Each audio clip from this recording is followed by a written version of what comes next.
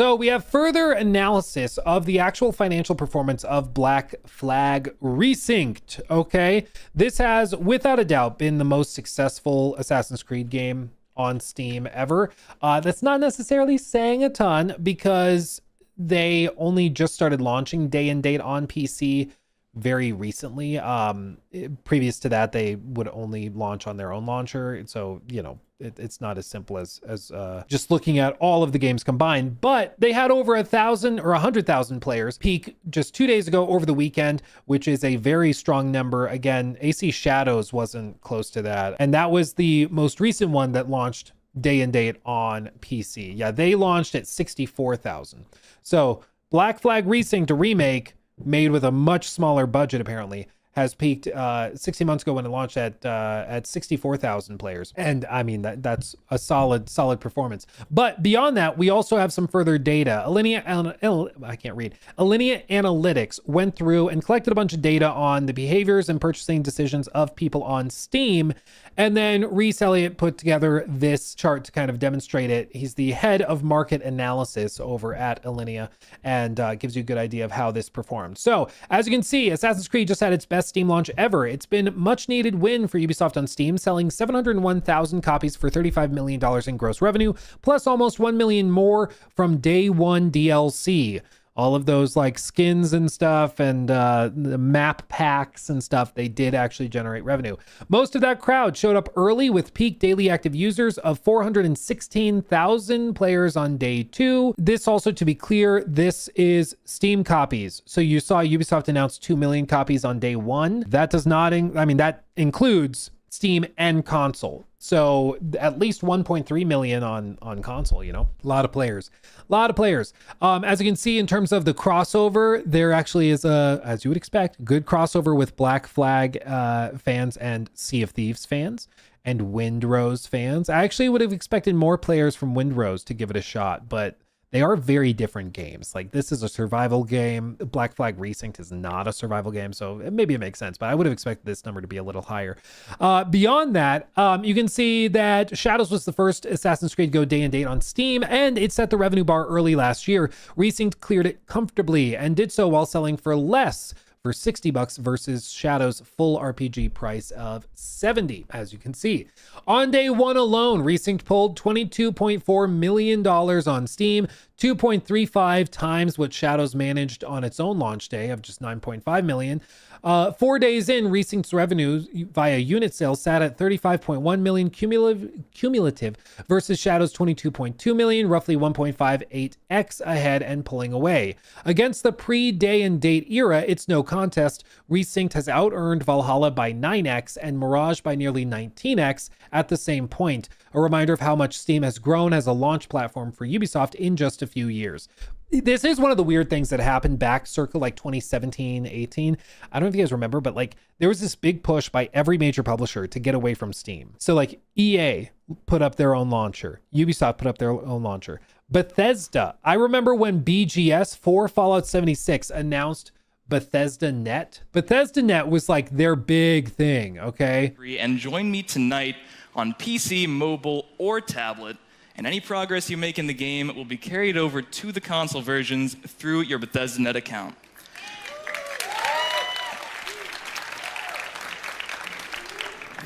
And now, let's take a look at the future of Legends and see why this isn't just... This is actually... Oh, does this even still exist? This is easy to pick up. This is hard to put down. This is a 5-minute train ride. I don't think this exists anymore. Bethesda Legends or Elder Scrolls Legends, like their version of Hearthstone, because let's be real, that's what this was. That's funny, dude. That's funny. What was the other mention? Elder Scrolls Blades. We're really excited. Now, remember, if you want to be one of the first to play Elder Scrolls Blades or join the Fallout 76 beta, you need to go to Bethesda Net and register. It's easy and it's free. For all of you here with us tonight, thank you so much for joining. The party is going to continue afterwards. Bethesda Net, yeah, that was the big push back in the day. And then they all abandoned it because it sucked.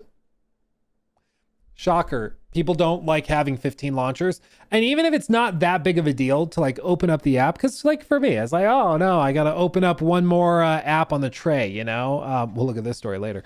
Well, like even if you have to do that, oh no, I opened up another launcher. It's not that big of a deal, but it is annoying. And even if 1%, 5%, whatever of your potential customers fall off and don't buy your game because they didn't see it on Steam, that's just stupid. Like, what are we doing?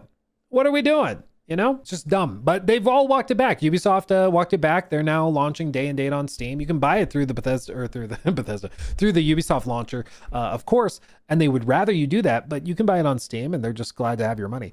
It's more proof the day and date. Okay, I read that one. Let's see. Resynked's top 2 Steam markets by players are 30% in the US and China by 15%. The new market reach in Ubisoft has been desperate to build. Steam, not the consoles, is where growth is coming from for publishers nowadays. The loudest complaint online is the day one DLC. Players report $85+ packs with an in-game store nagging throughout. The anger is justified. It's a bad look. The top DLC by units was the $5 map pack with 6.3% or 3.4% attach rate. 6% of players bought the $5 map pack. That's more than I would have thought, dude. That's a lot more than I would have thought. I don't know about you guys. Like, it's just surprising. I would have thought that number would be way lower, but no.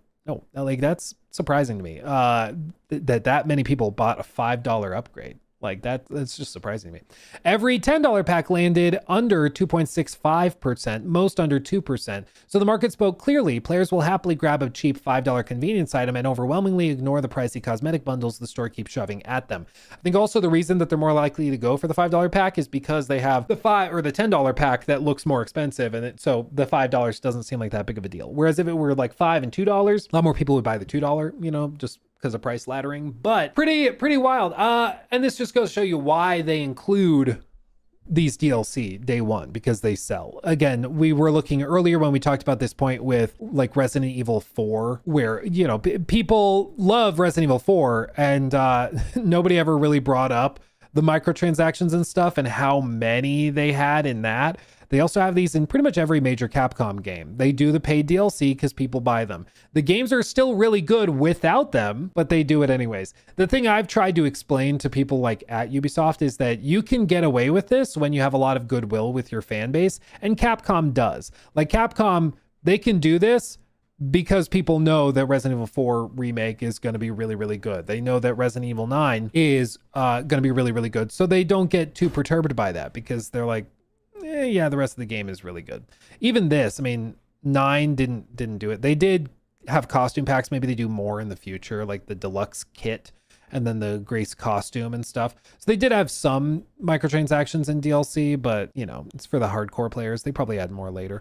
But I just think that they can do that because they have the goodwill that they've built up. If you're Ubisoft, you don't have the same level of goodwill. You can't do that. Maybe if you do 5 years of amazing, you know, Game of the Year contender releases, you can get away with it later, but you got to get there. And I don't think they're there right now.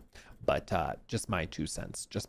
Having said that, though, there is no way of spinning it. Black Flag Resynched has been a smash hit for Ubisoft. First one in a minute where there is no denying it. There's no debate. It's like, no, this is a very, very good outcome for them. Singapore seems to be a cheaper studio to run and manage as well. So their costs for doing this were much lower than making like AC Shadows. A lot of the tech was built up for Shadows, so they didn't have to do a lot of R&D. Like a lot of that was done for Shadows. And then they did some stuff, of course, with like the water tech specifically for this project. But a lot of those investments they've made over the last like 5 years were poured directly into this, and it's performed really, really well. And it's just good to see. And I think again, it's a reminder. Singapore made Skull and Bones. This is a talented team, a talented studio. They know what they're doing. Like, they can make great games. They can do great work. You just have to give them the right project, you know? You have to set them up for success with the right project. And that's a lot easier said than done. But once they get the right project, they can hit it out of the park, as I think they did here. Like, it's not a perfect game, but I think they did a really, really good job, and there's no beating around the bush. This has been a tremendous success for them. So Ubisoft is very happy, I think.